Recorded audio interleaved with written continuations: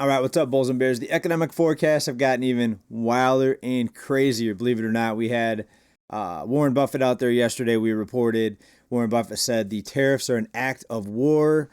We had a forecast from a research agency that said Social Security checks are likely going to be missed because of all the job cuts and all the staff that's being laid off and relieved of their duties. So that's kind of a dire forecast when you have 72 million people in America relying on Social Security or getting Social Security checks in the mail or deposited every month. Now we have this other forecast. We're going to talk about a very dire forecast here in just a little bit here. But before we get to that, let's get into some news here, folks. We know that jobless claims spiked last month, February, and we know that a big part of that's the federal layoffs. So we're going to see the full impact in the next report, because that'll give us a larger sample size, so to speak, on these layoffs.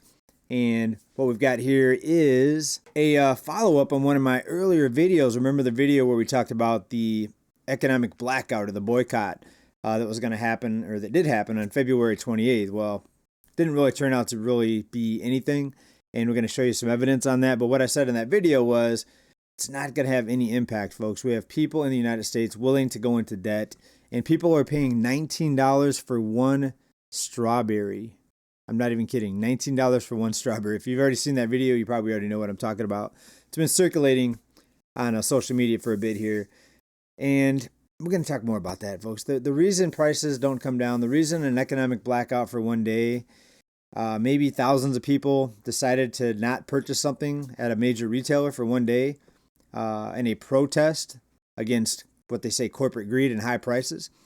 But folks, people are shop addicted. They're addicted to shopping, right? We have hoarders with homes full of junk that they've accumulated over the years, and we have TV shows dedicated to the hoarders and how much stuff they've accumulated, and their family coming in trying to get the house cleaned out. I mean, there's shows, entire shows like that, TV shows, and that's how much people love to shop in the United States. So I knew that the blackout wasn't going to do anything, but here it is right here, folks. Amazon defies economic blackout as sales climb during the boycott. Sales actually climbed during the boycott. How does that happen? How do you want to fight back against the big retailers, against the man, so to speak, against the billionaires, in this case, Jeff Bezos, and sales actually climbed during the boycott? This is out of Forbes.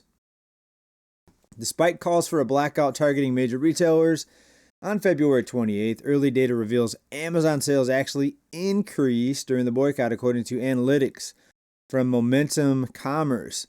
Amazon's transaction went up 1% compared to a typical Friday, suggesting the boycott had limited impact. Not just limited impact, no impact, but actually reverse impact because sales actually increased. How would sales increase, though? That's pretty weird. And let me pause this little video over here.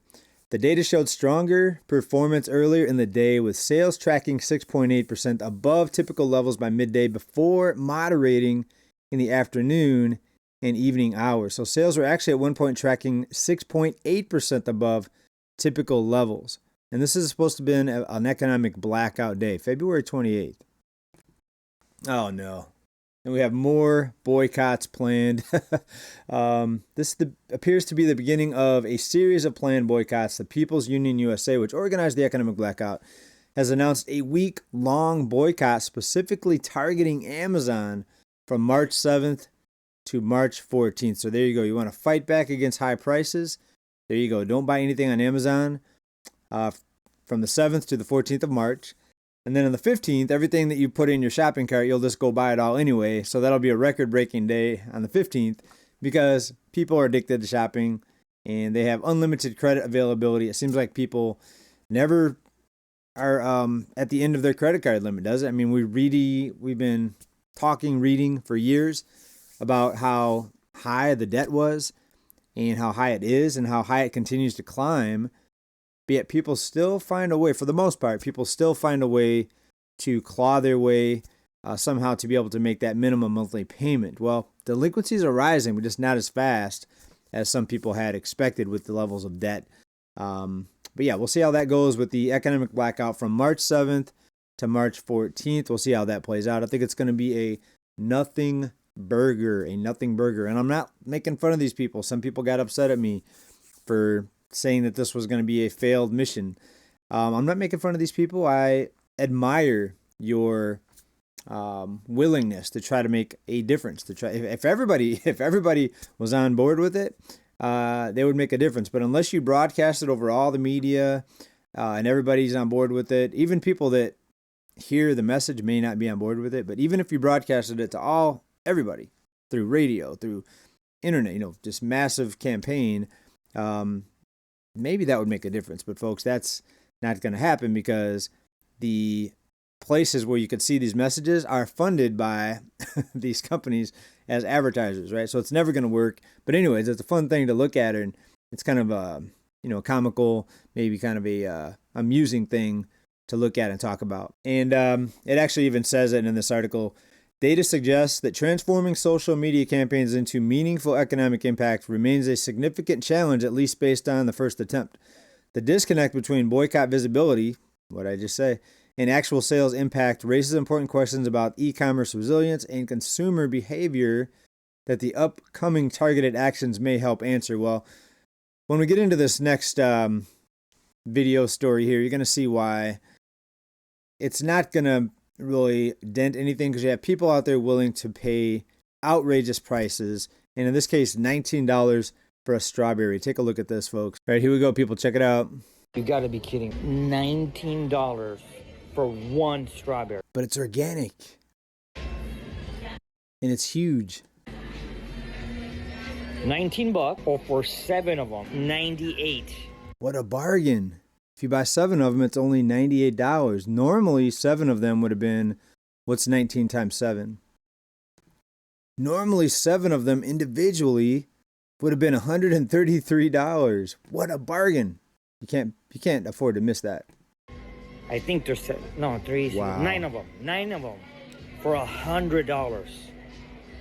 Nobody's buying it, right? You got to be kidding me. Nobody's buying it, right? Wrong. People are buying it. Look at this person right here. Okay, this is a $19 strawberry from Erewhon. So we're gonna eat it. It's from Kyoto in Japan.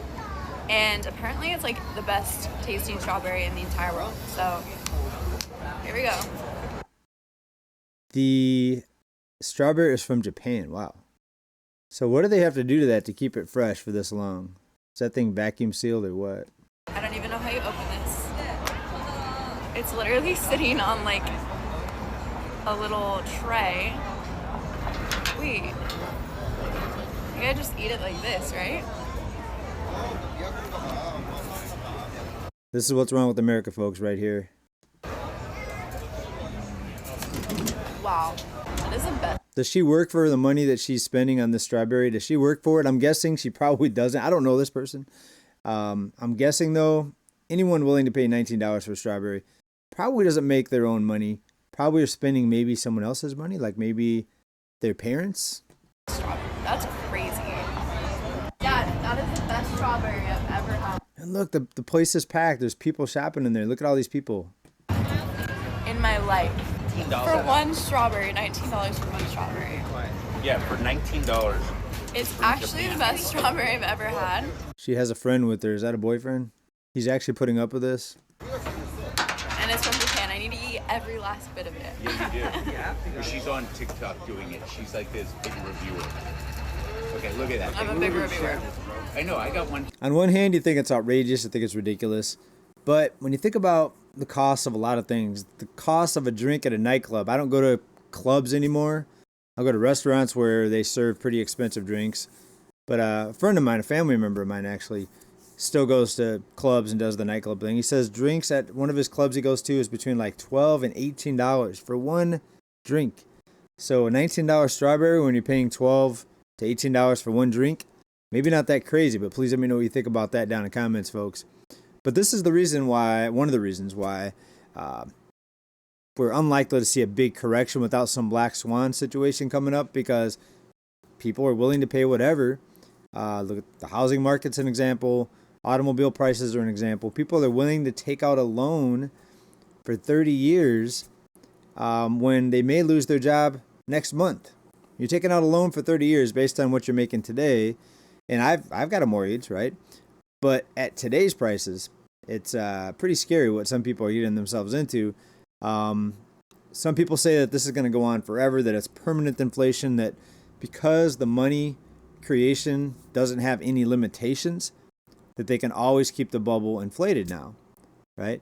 Just by continuing to pump new money into the system, more loans, enabling people to buy these homes. Other people say it's got to end, and a lot of people are pointing to what's happening right now with the cuts, with the new criticism and the new investigations into where a lot of this money is being spent, with all this money just added to the debt, added to the national credit card, so to speak. All right, people, next, let's talk about servers. Let's talk about how these servers are so on top of, or so adamant, should I say that, about how much you're tipping. Look at this. This is a sign at a restaurant. If you can't tip your server, don't go out to eat. Or maybe this is just on social media, to be fair. They didn't say it was at a restaurant. But this is what somebody's saying that works in the industry. Don't go out to eat. Your bill, $107, move the decimal over. That's obviously going to be, what, a 10% tip. Times it by 3. Now, over $32. Final total bill. Out of $107, now you're paying almost $140. Is that a high tip, folks? And seriously, don't go out to eat. So if you asked the owner of the restaurant, would you rather have somebody not go out to eat at all, not give your establishment any money because they're not going to leave a tip, or would you rather have them come in and maybe leave a 7% tip or maybe an 8% tip, right? So these people, these servers, it looks like, they're telling people not to come in or not to go out to eat, and don't give them any business, versus giving them some business and maybe get a smaller tip, maybe 5%, right? And then establishments have these laws or rules that they'll actually call the police on you. I've seen videos where people got the police called on them for not tipping enough, for not tipping because they didn't like the service. Is it just me? But the industry, the server industry, the server attitudes have gotten out of hand. Is it just me? Please let me know what you think about this down in comments. Is it just me, or am I crazy here? It's the tipping culture. That's the word. That's the phrase I was looking for. It's the tipping culture. The tipping culture has become completely crazy. Did you see the video about the pizza delivery guy who got tipped $5? But because the house looked really nice, it looked like $1 million home, he got upset and he said, "This is a small tip." He said something like $5 is not much for this nice home, or something like that. I played the video here. That was like maybe last year, but just an example of I think how tipping culture has gotten out of hand. But this is what happened when people are so stressed out about the cost of living and barely scraping by. People are starting to get more attitudes about tips, and a tip should be just a tip. It should be a tip. If you do a good job, it should be optional. And if the establishment, or if the employer wanted to keep their workers there, if they're good workers, he should just pay them more. He shouldn't rely on the customers what's the limit? Are they going to say mandatory 25% tip next because inflation, and then it's going to be 30%? Is it going to be just like inflation where the tips keep going up and up and up? Well, you're already paying higher food prices, and if you're tipping based on a percentage of how much the food costs, then the tips are already going up. But now it seems like they want even more. This post here, if it's a real person, behind this post, saying basically 30%, because they did 10% and they said multiply it by 3. And maybe it's something silly that someone really in the server industry didn't do, that somebody just put out there to make fun of the whole culture. But it doesn't surprise me if that was real. All right, folks, on to the story that I mentioned earlier. Sorry, I kind of got caught into those memes a little bit, and those videos, the $19 strawberries. Ray Dalio's out there saying a financial heart attack. There we go again. People thought I was dire and doom and gloom and negative. I've never said they were going to see a financial heart attack if the debt problem isn't tackled. That's what he said. It's reported out of MSN, or from Business Insider via MSN. What does he mean, a financial heart attack? Surging government debt could trigger a heart attack for the U.S. financial system. Well, debt's been surging for decades. There hasn't been a heart attack yet. The Bridgewater founder said years of deficit spending were causing plaque to accumulate. The elite investors said A failure to act could spell trouble for markets and the dollar. So it sounds like he's backing the big cuts that are happening right now. And he says we could be seeing the financial equivalent of a heart attack is what he's saying. Debt accumulates like plaque. Dalio compared himself to a doctor telling a patient about the plaque buildup. You're on a high risk of this heart attack, essentially, and now what are you going to do about it? But folks, it's been going on for years. So is this the turning point? Is this the moment of truth where the rubber hits the road, so to speak?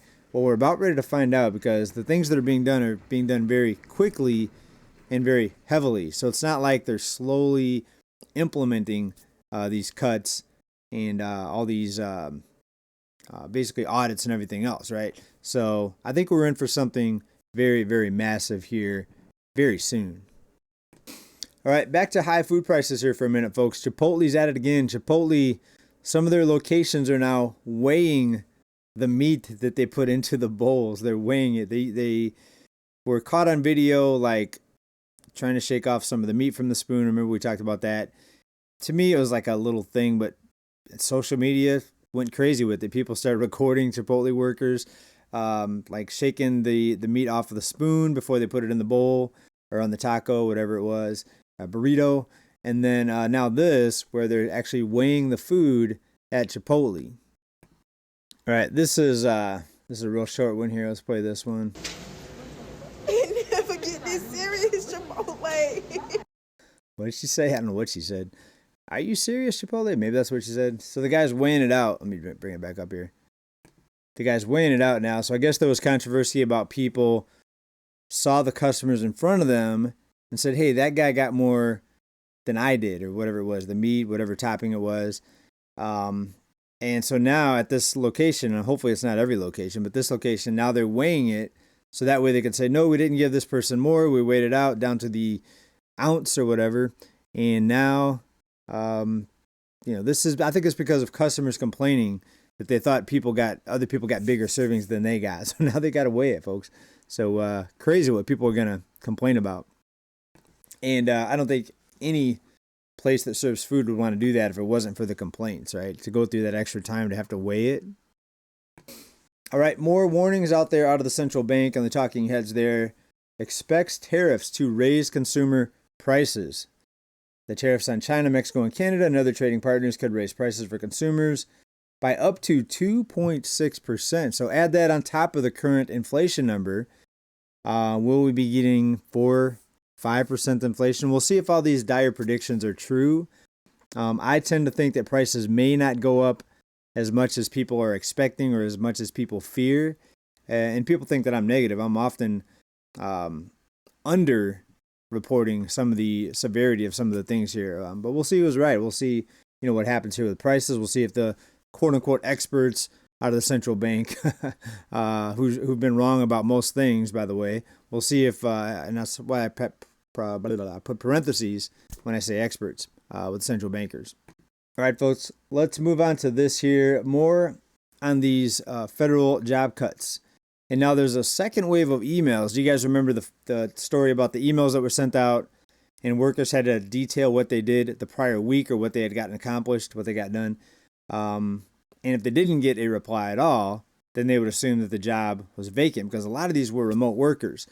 So what many people were saying was this email was a way to find out if people were even there, to see if people were even filling the chairs with these remote jobs.